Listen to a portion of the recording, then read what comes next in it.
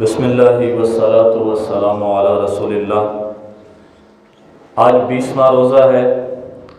آج سے 1437 سال پہلے اللہ تعالیٰ نے اپنے پیغمبر کو وہ شہر مقدس کہ جہاں سے آپ صلی اللہ علیہ وسلم تنگ ہو کے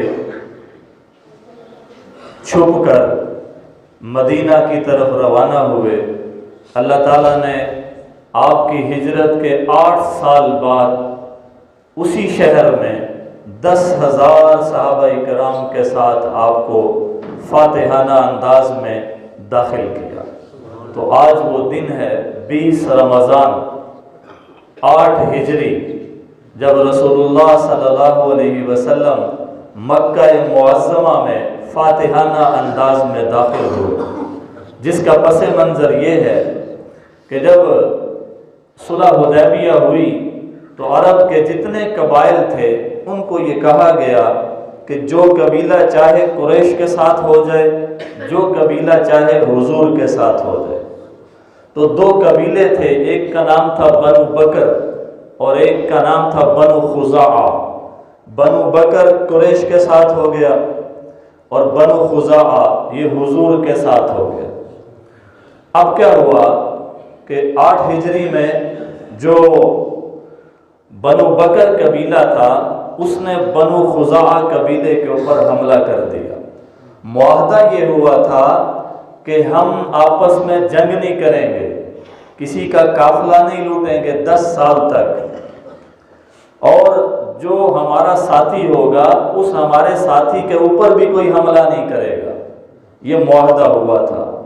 تو قریش نے کیا کیا، بنو بکر کا ساتھ دیا اور بلکہ ان کو ہتھیار بھی دیے کہ تم بنو خزاعہ پہ حملہ کرو۔ تو بنو خزاعہ ایک چشمہ تھا، اس کے پاس پڑاؤ کیا ہوا تھا انہوں نے، اور رات کا وقت تھا، یہ سو رہے تھے۔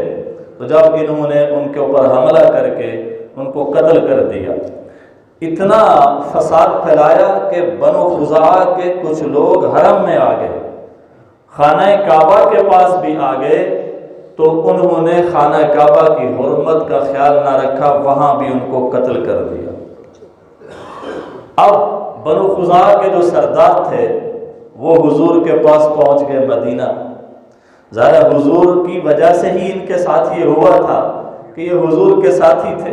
حضور صلی اللہ علیہ وسلم مسجد میں تشریف فرما تھے، تو وہ جو سردار خزاعہ تھے کچھ اپنے ساتھیوں کو ساتھ لیا ہوا مسجد نبوی میں پہنچ گئے، اور وہاں کھڑے ہو کے، بیٹھے نہیں، کھڑے کھڑے ہی حضور صلی اللہ علیہ وسلم کے سامنے کچھ اشعار پڑھے، جن میں حضور کو یاد دلایا کہ بھئی ہم آپ کے حلیف ہیں اور ہمارے اوپر یہ زیادتی ہوئی ہے، ہمارے بچوں، ہماری عورتوں، ہمارے مردوں، ہمارے بوڑھوں جوانوں کو قتل کر دیا گیا ہے۔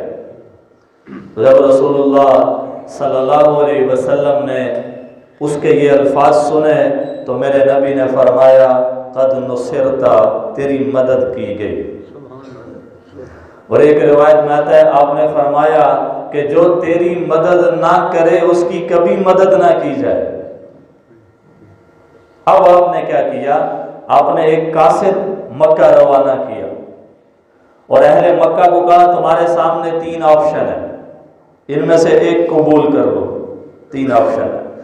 پہلا یہ ہے کہ جتنے لوگ بنو خزاعہ کے قتل ہوئے ہیں ہر ایک کی دیت ادا کرو، خون بہا ادا کرو، جو اس زمانے میں ایک آدمی کا 100 اونٹ ہوتا تھا، تو دیت ادا کرو۔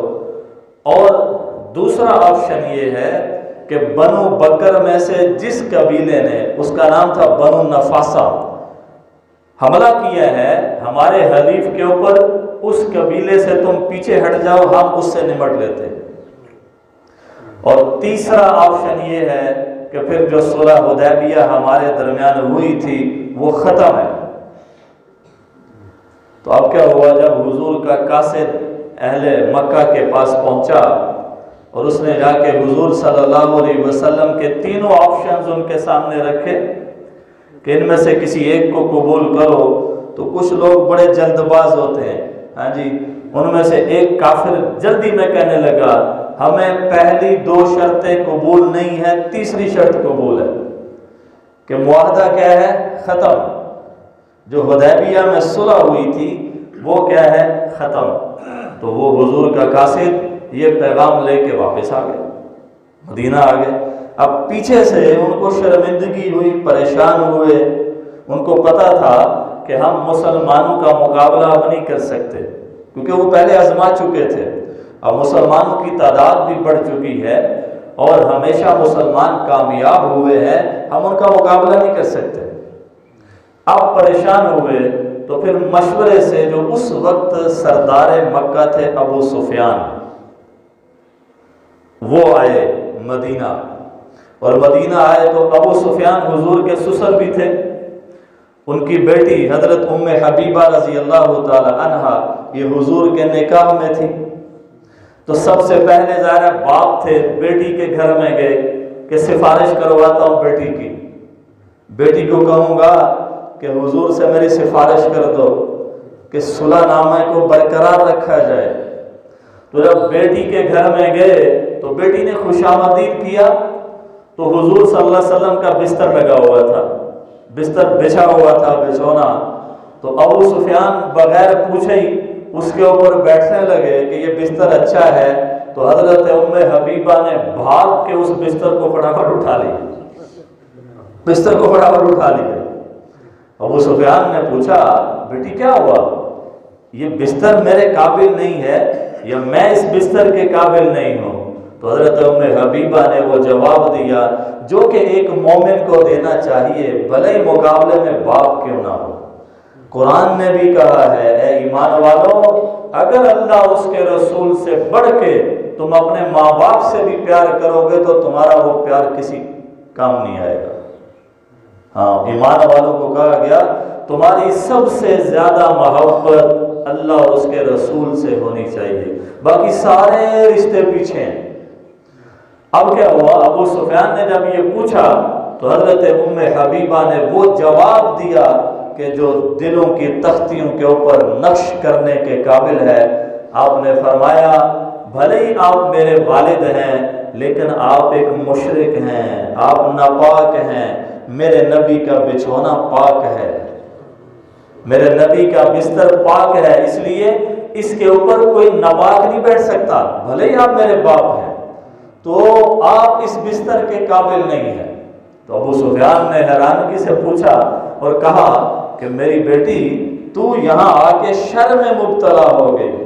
تو انہوں نے فرمایا کہ نہیں، میں شر میں مبتلا نہیں ہوئی بلکہ اللہ نے مجھے خیر عطا فرمائی، مجھے اللہ نے میرے حصے میں خیر ڈالی ہے، اور شر میں تو آپ مبتلا ہیں کہ قریش کے سردار ہو کے بتوں کی پوجا کرتے، یعنی سردار ہیں آپ، اور سردار جو ہوتا ہے وہ عقل مند ہوتا ہے، دانشور ہوتا ہے، تو آپ سردار ہو کے آپ بتوں کی پوجا کرتے ہیں، شر میں تو آپ ہیں، میں شر کا شکار نہیں، میرے اوپر تو اللہ نے فضل کیا ہے، کرم کیا ہے کہ میں مسلمان ہوں اور میں حضور کی بیوی ہوں، مجھ سے بڑھ کے بھی وہ خوش نصیب ہو سکتا ہے، اس لیے آپ بد نصیب ہے، میں خوش نصیب ہوں۔